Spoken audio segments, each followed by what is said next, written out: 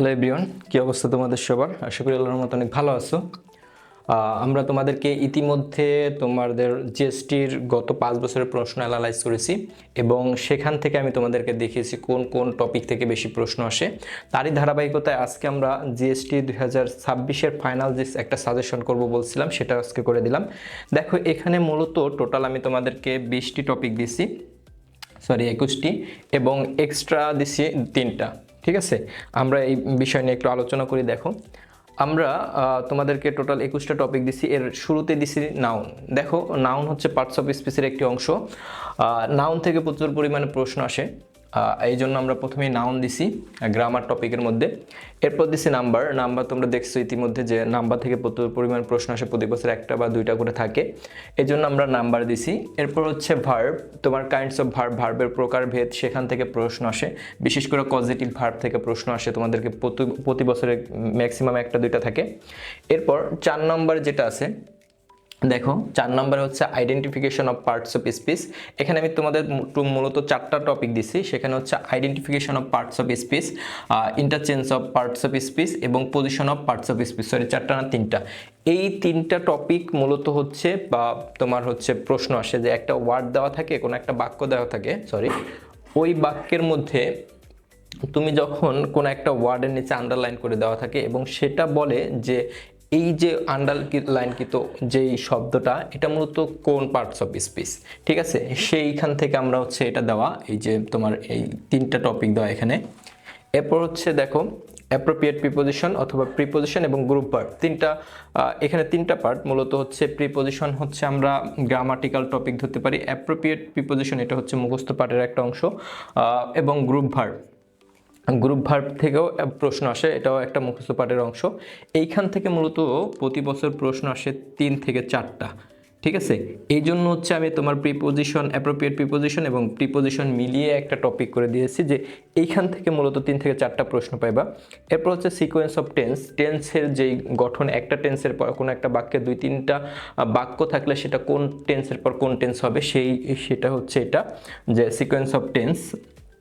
এরপর হচ্ছে ন্যারেশন তোমরা ইতিমধ্যে অনেক করেছো, অর্থাৎ ইন্টারে, তারপর হচ্ছে 9-10-এ বা 8-9-এ, বিগত ক্লাসগুলোতে তোমরা হচ্ছে ন্যারেশন করে আসছো। ন্যারেশন থেকেও প্রতি বছর ম্যাক্সিমাম প্রশ্ন হয়ে থাকে, একটা বা দুই একটা প্রশ্ন আসে। এরপর হচ্ছে ভয়েস থেকে মূলত 2 বা 3টা প্রশ্ন আসে। ভয়েস এই জন্য খুবই গুরুত্বপূর্ণ আমাদের একটা টপিক। এখান থেকে প্রশ্ন এই বছরও থাকবে ইনশাল্লাহ। এরপর হচ্ছে রাইট ফর্ম অফ ভার্ব। দেখো রাইট ফর্ম অফ ভার্ব এমন একটা টপিক যে গ্রামারের কি বলা যেতে পারে, গ্রামারের হৃৎপিণ্ড বলা যেতে পারে রাইট ফর্ম অফ ভার্বকে। রাইট ফর্ম অফ ভার্ব থেকে তোমাদের প্রায় 3 থেকে 4টা প্রশ্ন আসে, এই জন্য খুবই ইম্পর্টেন্ট একটা টপিক হচ্ছে রাইট ফর্ম অফ ভার্ব। এবং রাইট ফর্ম অফ ভার্বের সাথে পাশাপাশি যেটা আসে সেটা হচ্ছে subject verb agreement. Subject verb agreement থেকে প্রচুর পরিমাণ প্রশ্ন হয়। এখান থেকে মূলত এই যে রাইট ফর্ম অফ ভার্ব এবং তোমার সাবজেক্ট ভার্ব এগ্রিমেন্ট মিলায়া 2টা 5 থেকে 6টা প্রশ্ন হয়ে থাকে, 2টা টপিক মিলিয়ে রাইট ফর্ম অফ ভার্ব এবং সাবজেক্ট ভার্ব এগ্রিমেন্ট। এরপর হচ্ছে যেটা অপরিহার্য একটা টপিক, সেটা হচ্ছে কন্ডিশনাল সেন্টেন্স। এখান থেকে প্রতি বছর একটা প্রশ্ন থাকে। এরপর এই জন্য আমি এটা তোমাদের এখানে দিয়েছি। এরপর দেখো হচ্ছে আইডেন্টিফিকেশন অফ ফ্রেজ এবং ক্লজ, এই 2টা থেকেও প্রতি বছর প্রশ্ন হয়। এটা খুবই গুরুত্বপূর্ণ একটা টপিক। আমি এইখানে যেই সকল টপিক দিছি এগুলো মূলত হচ্ছে তোমার বিগত সালের যে প্রশ্ন আছে, এই প্রশ্নগুলো অ্যানালাইজ আমরা ইতিমধ্যে তোমাদের আর একটা ভিডিওতে করিয়ে দেখিয়েছি যে কোন কোন টপিক থেকে প্রশ্ন আসে। তারই ধারাবাহিকতায় কিন্তু আমাদের আজকের এই সাজেশনটা তৈরি করা। এরপর হচ্ছে কি দেখো কারেক্ট স্পেলিং, বানান শুদ্ধকীকরণ। এখানে দেখো এইটা থেকে মূলত 2 থেকে 3টা প্রশ্ন আসে, 2টা অথবা 3টা প্রশ্ন আসে। এরপর হচ্ছে দেখো কি আছে ভোকাবুলারি থেকে ভোকাবুলারি 2টা পার্ট হয়, একটা সিনোনিম পার্ট, একটা হচ্ছে অ্যান্টোনিম পার্ট। তবে ভোকাবুলারি থেকে সরাসরি প্রশ্ন আসে যে বলে একটা ওয়ার্ড দেওয়া থাকে, এটার মিনিং কি। ঠিক আছে, সেক্ষেত্রে হচ্ছে ভোকাবুলারি একটা গুরুত্বপূর্ণ অংশ, এখান থেকেও প্রশ্ন আসে। এরপর হচ্ছে সেন্টেন্স কারেকশন টপিকটা হচ্ছে এমন, তুমি যদি মোটামুটি গ্রামার পারো, তাহলে গ্রামার পারলে হচ্ছে এই সেন্টেন্স কারেকশনটা তুমি ভালো পারবা। কারণ একটা বাক্য, এখানে 4টা অপশন দেওয়া থাকে, বলা হয় যে নিচের কোন টপিকটা, কোন বাক্যটি সঠিক, সেখানে যেই বাকি তিনটা বাক্যে হচ্ছে গ্রামাটিক্যাল ভুল দেওয়া থাকে, এবং সেখান থেকে একটা সাবজেক্টে যে বাক্যটা সঠিক থাকে গ্রামারের, সেই বাক্যটাকে তোমাকে চুজ করতে বলে। এটা হচ্ছে গ্রামার সেন্টেন্স কারেকশন। এখান থেকে মূলত 2টা প্রশ্ন হয়ে থাকে প্রতি বছর, 2 বা 3টা, ঠিক আছে। এরপর হচ্ছে সিনোনিম ওয়ার্ড। সিনোনিম ওয়ার্ড থেকে একটা প্রশ্ন আসে, সিনোনিম থেকে 2 বা 3টা প্রশ্ন হয়ে থাকে। এরপর হচ্ছে অ্যান্টোনিম ওয়ার্ড, এখান থেকেও 2টা প্রশ্ন হয়, 2টা এমসিকিউ আসে যে অ্যান্টোনিম ওয়ার্ড বলে যে এই শব্দটার অ্যান্টোনিম ওয়ার্ড কি বলো। এই যে দেখো, এই যে সিনোনিম ওয়ার্ড এবং অ্যান্টোনিম ওয়ার্ড, এগুলো আমি তোমাদেরকে আগের ভিডিওতে বলে দিছি যে এই সকল টপিক হচ্ছে মূলত বিসিএস থেকে আসে। আমি তোমাদের আবারও বলে দিই যে তোমরা 10তম বিসিএস, অর্থাৎ 10তম বিসিএস থেকে এখন রানিং যে বিসিএস চলতেছে, এই বিসিএস এর যে ইংলিশ প্রশ্ন অংশ আছে, এই প্রশ্ন অংশ থেকে তোমার মুখস্থ পাঠটা পড়ে রাখবা, তাহলে তোমাদের কমন পড়ার সম্ভাবনা 99%। হ্যাঁ, এরপর হচ্ছে ইডিয়ম।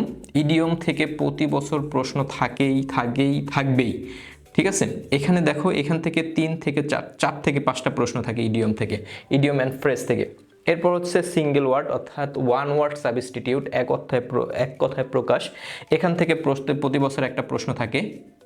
এরপর হচ্ছে লিটারেচার অংশটা খুবই গুরুত্বপূর্ণ, এখান থেকেও প্রশ্ন থাকে। এটা হচ্ছে তোমাদের বইয়ের যেই গল্প দেওয়া থাকে সেটা একটু বেশি ফোকাস করবা, ইভেন মাস্টার বইয়ের লিটারেচার যে পার্টটা আছে এটা দেখার চেষ্টা করবা। দেখো, মূলত হচ্ছে এইখানকার যে 21টা টপিক, এগুলো নিয়ে হচ্ছে মোস্ট সিগনিফিক্যান্ট, ঠিক আছে, বা মোস্ট ইম্পর্টেন্ট বলা যেতে পারে।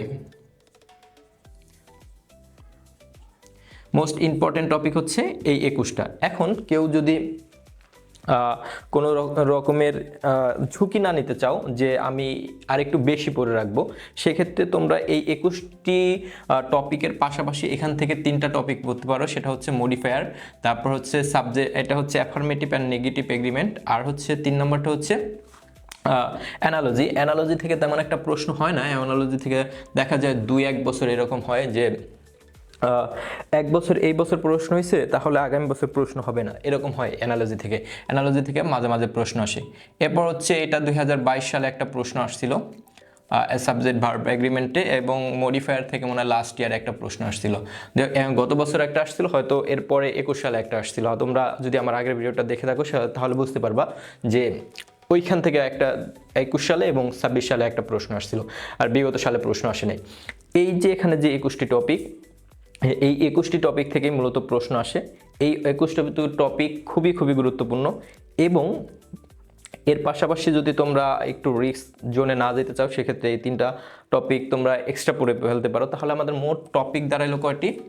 24টি।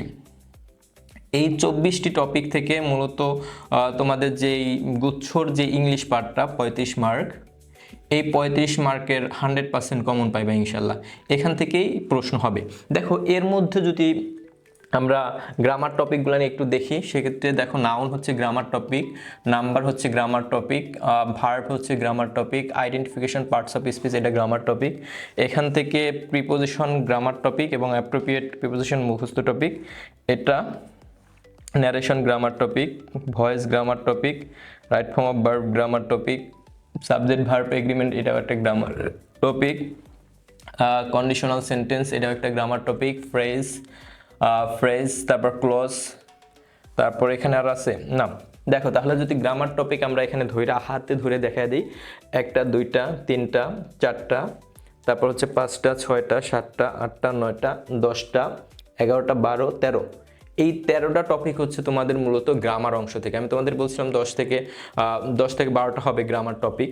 এই যে সর্বোচ্চ 13টা টপিক আসছে, এই 13টা টপিক যদি তুমি গ্রামারে কমপ্লিট করতে পারো, সেক্ষেত্রে তোমার অলমোস্ট যে গ্রামারের যে পার্টটা, এই গ্রামারের পার্টটা তোমার কমপ্লিট হয়ে যাবে। এরপর আসবে তোমাদের মুখস্থ পার্ট। এই মেমোরাইজিং পার্ট যেটা আছে তোমাদের মুখস্থ যে পার্টটা, এই পার্টটা হচ্ছে খুবই গুরুত্বপূর্ণ। এই পার্টটাই তোমাদের হচ্ছে ব্যবধান তৈরি করে দেয়। এখানে আমরা যদি একটু খেয়াল করে দেখি, সেটা মুখস্থ পার্টের মধ্যে কি কি আছে আমাদের, অ্যাপ্রোপ্রিয়েট প্রিপোজিশন, গ্রুপ ভার্ব 2টা, তারপর হচ্ছে এই দিকে আমরা যদি একটু দেখি, স্পেলিংটা হচ্ছে এটা মুখস্থ পাঠের অংশ না, এটা হচ্ছে প্র্যাকটিস করার বিষয়, বা তুমি যত বেশি লিখবা এবং যত বেশি প্রশ্ন সলভ করবা এটা তোমার আয়ত্তে তত বেশি চলে আসবে। এখানে আমরা পাইলাম হচ্ছে 2টা, তারপর হচ্ছে এদিকে যদি আমরা একটু দেখি তাহলে সিনোনিম ওয়ার্ড একটা 3টা, অ্যান্টোনিম ওয়ার্ড একটা 4টা, ইডিয়ম একটা 5টা, ওয়ান ওয়ার্ড সাবস্টিটিউট একটা। এই টোটাল হচ্ছে 6টা টপিক। এই 6টা টপিক হচ্ছে তোমার মুখস্থ পাঠের অংশ। এই 6টা টপিক থেকে অলমোস্ট তোমরা আর না হলেও 10 থেকে 15টা এমসিকিউ পেয়ে থাকবা। এখান থেকে অলমোস্ট 15টা এমসিকিউ আসে। আর বাকি যেই আর 20 মার্ক সেটা হচ্ছে গ্রামার টপিক থেকে আসে। এই যে 15 মার্ক, এই 15 মার্কই মূলত হচ্ছে তোমাদের ব্যবধান তৈরি করে দেয়। অনেকে দেখা যায় কি মুখস্থ গ্রামার টপিকে এত বেশি ফোকাস করে, যার কারণ হচ্ছে মুখস্থ পাঠের দিকে বেশি খেয়াল করতে পারে না। এইখানে যারা বেশি ভালো করতে পারবা তারাই মূলত এগিয়ে থাকবা। এখানে ভালো করার এখন টপিক কি সেটা আমার কাছে জিজ্ঞেস করতে পারো। এইটা হচ্ছে ভালো করার, আমি তোমাদের বললাম যে বিসিএসটা ফলো করবা বেশি। 10তম বিসিএস থেকে রানিং বিসিএস যেটা চলতেছে সেটা। এরপর আরেকটু বেশি যদি ফোকাস করো সেক্ষেত্রে তুমি ফোকাস করতে পারো ঢাকা ইউনিভার্সিটির যে প্রশ্ন আছে খ ইউনিটের অর্থাৎ বি ইউনিটের, এইখানকার যে ইংলিশ পার্টটা আছে মুখস্থ পার্ট, এইটা তুমি দেখতে পারো। কারণ হচ্ছে বেশিরভাগ এগুলান থেকেই প্রশ্ন ঘুরায় ফিরে আসে। এরপর হচ্ছে এখানকার 3টা টপিকের কথা তো আমি বললামই, যে তোমরা যদি রিস্ক জোনে না যেতে চাও সেক্ষেত্রে হচ্ছে এক্সট্রা 3টা টপিক পড়ে রাখতে পারো। আমাদের 35 মার্কের জন্য মূলত আমরা 21টি টপিক দেখলাম, যে মুখস্থ হচ্ছে 13টি এবং বাকিটাগুলো হচ্ছে তোমার গ্রামার টপিক হচ্ছে 13টি না 14টি, আর হচ্ছে মুখস্থ আছে 6টি। হ্যাঁ, আর এই লিটারেচার পার্টটা হচ্ছে তোমার পড়ার একটা বিষয়টা মুখস্থ বিষয় না। মুখস্থের মধ্যে এটা ধরা যায়, যদিও মুখস্থের মধ্যে আমরা ধরলেও মুখস্থ অংশ থাকে 7টা টপিক, আর হচ্ছে বাকি 14টা টপিক হচ্ছে তোমার গ্রামারের টপিক। ঠিক আছে, এই মূলত হচ্ছে 21টি টপিক। এই 21টা টপিক থেকে মূলত তোমাদের এমসিকিউর যেই ইংলিশ পার্টের যে এমসিকিউগুলো নিয়ে এখান থেকে আসবে। এখন আমাদের যেই সেটা হচ্ছে এই যে 21টি টপিক, এরপর হচ্ছে বাকি এক্সট্রা 3টা, এই 24টা টপিক আমরা কোথায় পাবো? আমরা হচ্ছে তোমাদেরকে বলে দিয়েছি যে এর আগের ভিডিওতে, যে প্রশ্ন অ্যানালাইসের ভিত্তিতে যেই আমরা ফাইনাল সাজেশন করব, এই ফাইনাল সাজেশনের উপরে হচ্ছে আমরা ক্লাস দিব।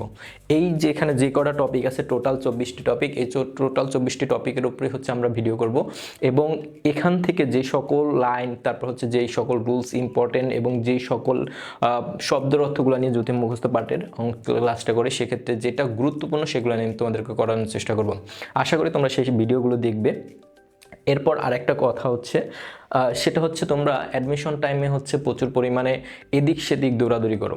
এটা করা যাবে না। তোমাদের অ্যাডমিশন টাইমে তোমাদেরকে মূল ফোকাস রাখতে হবে তোমাদের বইয়ের প্রতি, এবং মোবাইলটা থেকে একটু এড়িয়ে চলতে হবে। তোমাদের একটা গল্প বলি, দেখো, সেটা হচ্ছে তোমরা যদি আন্তর্জাতিক কোনো হর্স রাইডার দেখো বা হর্স রাইড দেখো, সেক্ষেত্রে দেখবা কি একটা ঘোড়া দৌড়ের প্রতিযোগিতা হলে একটা ঘোড়ার সামনের দিকে দেখবা হচ্ছে কোনো একটা কাপড় লাগানো থাকে। কারণ কি এই কাপড়টা লাগানো থাকে হচ্ছে ঘোড়ার চোখ হচ্ছে এদিক সেদিক যায়। এই কাপড়টা লাগানোর ফলে ঘোড়া হচ্ছে সরাসরি সোজা যায়। কারণ হচ্ছে এইটা লাগানোর ফলে সোজা দৌড়ে ঘোড়া হচ্ছে তার গোলের দিকে যেতে পারে। এই কারণে হচ্ছে মূলত তাদের চোখের সামনে হচ্ছে একটা পর্দা লাগানো থাকে। তোমাদেরও সেম কাহিনী করতে হবে, যে তোমাদের এই অ্যাডমিশন টাইমে তোমরা হচ্ছে ডাইনে বায়ে কোথাও তাকানো যাবে না। ডাইরেক্ট গোল যেটা হচ্ছে তোমার একটা বিশ্ববিদ্যালয়ে চান্স পাওয়া, এদিকে তোমাকে ফোকাস করতে হবে। এইদিকে যদি তুমি ফোকাস করতে পারো তাহলে কেবলমাত্র তুমি তোমার কাঙ্ক্ষিত জায়গায় পৌঁছাতে পারবা। আশা করি তোমরা আমার কথাটা বুঝতে পারছো, যে তোমাদের যে ফোকাস, এই ফোকাস পর্যন্ত তোমাদের পৌঁছাতে হবে। তোমাদের যে লক্ষ্য এটা পৌঁছাতে হবে। এটার জন্য তোমাদেরকে এখন মূলত যেটা করতে হবে সেটা হচ্ছে মোবাইল থেকে একটু দূরে থাকতে হবে, এবং বন্ধু বান্ধব থেকে একটু দূরে থাকতে হবে। কারণ এই যে কয় মাস আছে, এই কয় মাসে যদি তুমি একটুখানি ফোকাস দাও তোমার পড়াশোনার প্রতি, তাহলে তুমি কেবলমাত্র ভালো করতে পারবা। এই 3-4টা মাস যদি তোমার পড়াশোনার প্রতি তুমি মনোযোগ দাও, তাহলে কেবলমাত্র তুমি অন্যদের থেকে আলাদা হতে পারবা। একটা বিশ্ববিদ্যালয় তোমাকে অন্যদের থেকে প্রচুর পরিমাণ আলাদা করে দিবে। যেমন হচ্ছে তোমার সোশ্যাল স্ট্যাটাস বাড়ায় দিবে। তুমি যখন গ্রামে যাইবা তখন হচ্ছে বলবে মানুষ যে এই ছেলেটা কোনো একটা ইউনিভার্সিটিতে পড়াশোনা করে, তোমার ভ্যালু অন্যদের তুলনায় বেড়ে যাবে। এবং ফ্রেন্ড সার্কেল, তুমি যখন ভালো একটা ইউনিভার্সিটিতে চান্স পাবে, তোমার ফ্রেন্ড সার্কেল তোমাকে একটু ভালো সম্মানের চোখে দেখবে। এই জন্য হচ্ছে তোমার নিজের অবস্থানের কথা চিন্তা করে হলেও তোমাকে কি করতে হবে, পড়াশোনা করতে হবে, এবং তোমাকে যে পড়াশোনাটা করতে হবে সেটা হচ্ছে গুছিয়ে পড়াশোনা করতে হবে। এবং আরেকটা বিষয় সেটা খেয়াল রাখতে হবে যে কোন কোন টপিক যে থেকে প্রশ্ন আসতেছে এইটা তোমাকে বেশি ফোকাসে রাখতে হবে। না হলে হচ্ছে দেখা যাবে গড়বাঁধার নিয়মে যদি তুমি পড়াশোনা করো তাহলে দেখবা পড়তে আসো কিন্তু মাথার মধ্যে ঢুকতেছে না।